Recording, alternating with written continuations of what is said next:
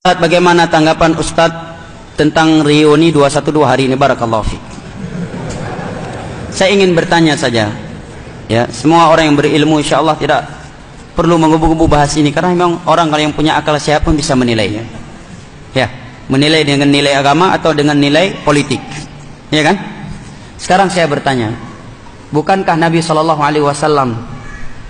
telah diberikan kemenangan dalam beberapa jihad, ya kan? Apakah Nabi pernah buat reuni perang Uhud? Hah? Reuni perang Badar 300 lawan 1000 orang, secara akal nggak mungkin menang. 300 orang nggak tanpa senjata yang lengkap melawan musuh 1000 orang dengan senjata yang sangat lengkap, dan rata-rata yang ikut perang di perang Badar di kaum musyrikin adalah ahli perangnya. Panglima perang mereka semua turun. Allah berikan kemenangan untuk Nabi. Apakah Nabi buat reuni? Hah? Adakah reuni Uhud, reuni Badar, reuni perang Hunain, reuni haji wada', hah? Reuni turunnya ayat Al-Quran yang memberitakan sempurnanya agama? Nggak ada, ya, nggak ada. Ini agama, mengikuti dalil, bukan mengikuti perasaan. Hati-hati kita sekarang di hari-hari politik, dan kita memohon kepada Allah Jalla wa'ala agar Allah menjaga darah kaum muslimin yang ada di Indonesia dari tangan-tangan mereka yang ingin mengorbankan darah kaum muslimin demi kepentingan politiknya. Dan itu tidak dikenal sebagai cara-cara Islam.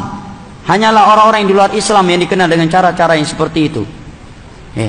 Apalagi telah jelas dalil-dalil dari Al-Quran dan hadis serta ucapan para sahabat Nabi, para tabi'in yang telah dikumpulkan oleh para ulama dalam kitab-kitab akidah, seperti akidah Asy'ariyah At-Tahawiyah, cara i'tiqadi ahli sunnah Imam Al-Lalaka'i, usul sunnah Imam Ahmad, Asy-Syari'ah lil Ajurri, ya. Kemudian ya, usul sunnah wa i'tiqaduddin karya Imam Ibnu Abi Hatim, ya, dan As-Sunnah Ibnu Abi Al-Asim dan yang lain-lainnya, bahwa mereka semua sepakat andai kata ada penguasa yang zalim, perintah Nabi, para sahabat, para tabi'in, tabi'in, 4 imam mazhab sepakat agar kita bersabar, tidak memberontak, agar kita menasihatinya secara 4 mata, bukan di tempat-tempat yang terbuka, dan agar kita mendoakannya dengan kebaikan. Bahkan Imam Ar-Bahari, ini Imam Ar-Bahari yang menyatakan dalam kitabnya Syurah Sunnah, kata beliau, kalau kamu melihat ada orang yang mencela pemimpin, fa'alam anna sahibu bid'ah, ketahuilah dia adalah pelaku bid'ah, dia adalah pengikut hawa nafsu. Bukan saya yang berkata, Imam Al-Bahari Syarh Sunnah, yang proteslah sama kitab itu, ya. Dan tidak ada manfaatnya sedikit pun, hanya membuat dolar semakin naik, rentan pertumpahan darah, adu domba antara sesama kaum muslimin dan kaum muslimin yang lainnya. Akhirnya terbentuk, terkotak-kotak kaum muslimin, yang pilih nomor 2 dengan yang pilih nomor 1, padahal semuanya kaum mukminin. Saling mencela, kenapa kamu pilih nomor 1, yang nomor 1 kenapa kamu pilih nomor 2, padahal Allah menyatakan innamal mu'minuna ikhwah inna akramakum indallahi atqakum. Nabi bersabda, sibabul muslim fusuqun wa qitaluhu kufrun, mencela seorang muslim adalah bentuk kefasikan dan melengsarkannya, memeranginya adalah bentuk kekufuran. Hadis riwayat Al-Imam Al-Bukhari dari Abdullah bin Umar radhiyallahu anhuma.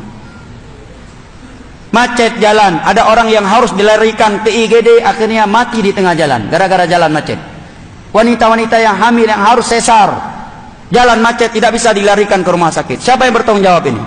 Dolar naik, siapa yang bertanggung jawab? Dan andai kata ada pihak ketiga yang ingin memanaskan suasana, apa yang terjadi kira-kira?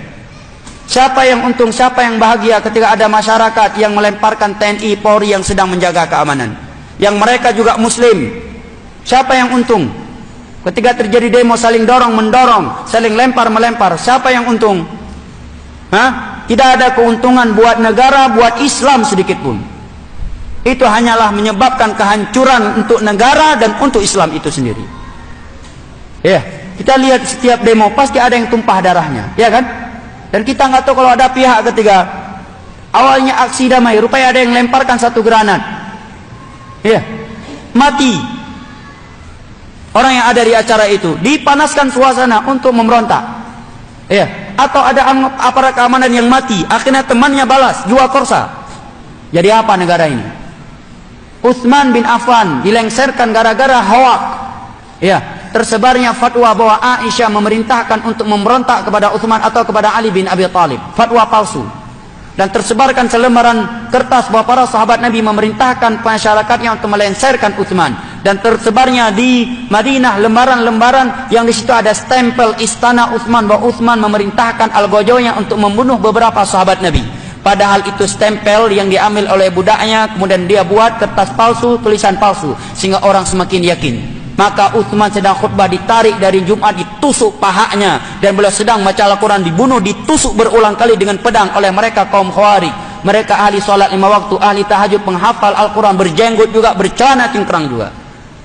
Mereka lah yang membunuh Utsman, dan mereka lah yang membunuh Ali, semuanya atas nama agama waktu itu, menegakkan keadilan. Inil hukmu illa lillah, karena Ali tidak menerapkan hukum Allah, kita ingin menegakkan hukum Allah, kita tidak membiarkan kezaliman di permukaan bumi.